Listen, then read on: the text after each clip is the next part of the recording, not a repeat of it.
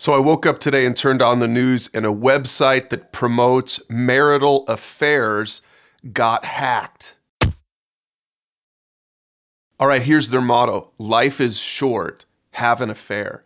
Now, at first glance, it's crazy to me to think that there's a company out there with that kind of a motto. But then, of course, all that means is that people are interested in that sort of thing. In fact, they've got millions of clients, but they promise anonymity until, of course, they recently got hacked. In the Bible, Moses was talking to the Israelites as they were preparing to take over the promised land, and he said this: "But if you fail to keep your word, then you will have sinned against the Lord, and you can be sure that your sin will find you out." Now, there's two things in that verse that jump out to me. First of all, he's talking about keeping their promises, which after all is what marriage is about. Marital love is supposed to be a vow, a covenant, a promise. You said, "I'll be faithful to you till we die." And then people go and have affairs. And it's not just people who are clients of that website, it's people all over the place. And maybe you're listening to this and you're in that situation, but you need to know that what Moses said thousands of years ago to the Israelites is still true today. You can be sure your sin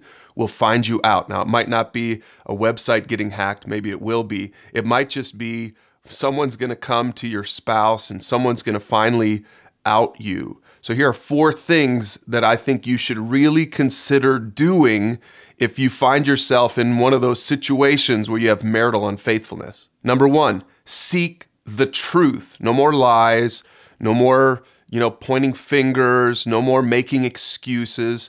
Seek the truth. A lot of times the reason people have affairs is because they've made some excuse that they deserve it, or, their spouse doesn't love them or doesn't meet their needs or whatever. I've heard it all. The first thing you need to do is seek the truth. Quit buying into those lies. In fact, one of the things you can do is make a list of some of the lies that you've bought into that have sort of facilitated the situation that you're in right now. Number 2, admit it to yourself. Quit lying to yourself. Admit it to yourself that what you're doing is wrong, and quit it. Number 3, admit it to your spouse. At some point, you're gonna have to fess up to it. You're gonna have to step into this thing, admit your fault, and be repentant about it. I mean, do it with a heart that says, I'm not making any excuses anymore. I did this.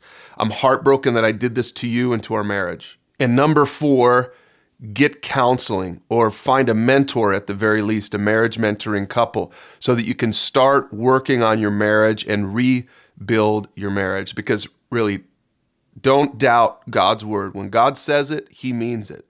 Your sin, you can be sure, your sin will find you out.